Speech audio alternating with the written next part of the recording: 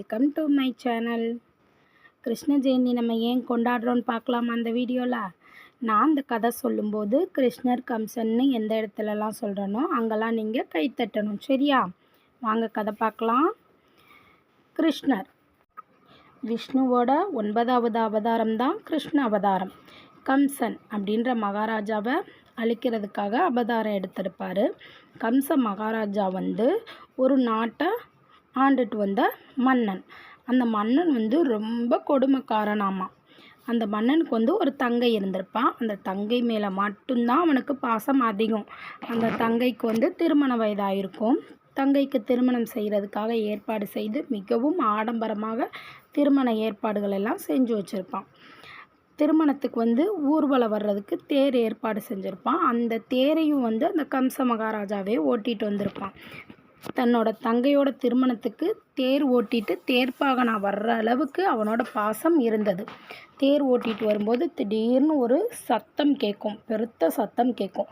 அந்த பெருத்த சத்தத்தில் என்ன கேட்கும்னா, கம்ச மகாராஜா, உனது அன்பு தங்கைக்கு பிறக்கப் போகும் 8வது குழந்தையால் தான் உனக்கு மரணம் நிச்சயிக்கப்படும் அப்படின்றது தான் அந்த சத்தம். அதை கேட்டவுடனே கம்ச மகாராஜாவுக்கு கோபம் வந்துடும். கோபம் வந்தவுடனே தன்னோட தங்கைன்னு கூட பார்க்காம இந்த தேவகியை பிடிச்சி இழுத்து கீழே தள்ளி தேவகியை கொல்றதுக்கு போவானாம்.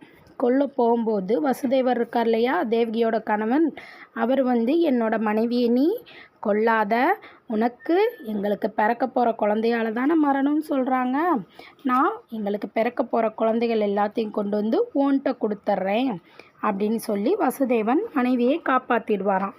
அதே மாதிரி அவங்களுக்கு பிறக்கிற ஒவ்வொரு குழந்தையையும் கொண்டு போய் கம்ச மகாராஜாட்ட கொடுத்துருவானா. அந்த மோசமான கொடுமைக்கார கம்சன் என்ன செய்வானா, எல்லா குழந்தைகளையும் கொன்று 6 குழந்தைகளையும் கம்சன் கொன்று விடுவான். அப்புறம் 7வது குழந்தையா ஆதிசேஷனே தேவகியோட வயிற்றில் இருப்பாராம். தேவகியோட வயிற்றில் இருக்க அந்த ஆதிசேஷனை நம்ம மகாவிஷ்ணு மாயம் செஞ்சு கோகுலத்தில் இருக்க வசுதேவனோட இன்னொரு மனைவி ரோகிணி அவங்க வயிற்றில் வச்சிருவாராமா.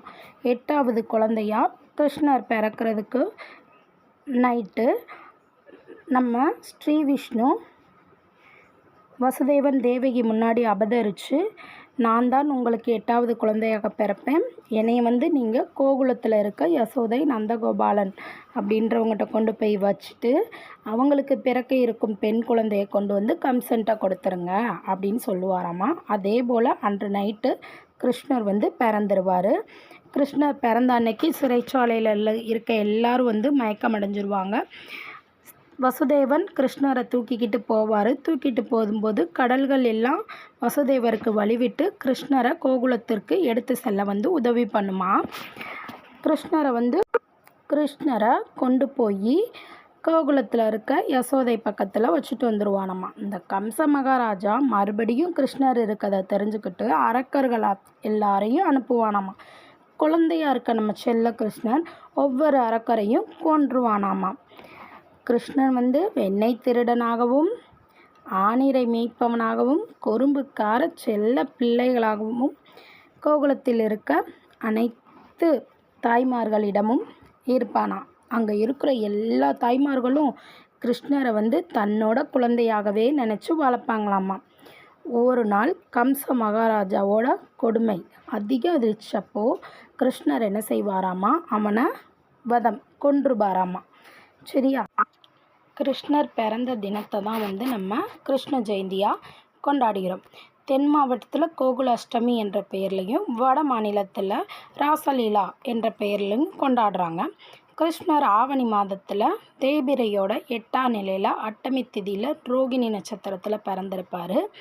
நம்ம அன்னையை தான் கிருஷ்ண ஜெயந்தியாக கொண்டாடுறோம். கிருஷ்ண ஜெயந்தி அன்னைக்கு கிருஷ்ணருக்கு பிடித்தமான பலகாரங்கள் எல்லாத்தையும் வச்சு வீட்டில் இருக்க குழந்தைகளுக்கு கிருஷ்ணர் போல் வேஷம் போட்டு குழந்தைகளை வீட்டுக்குள்ளே நடந்து வர சொல்லி அவங்க காலடிச்சுவட பதிப்பாங்க.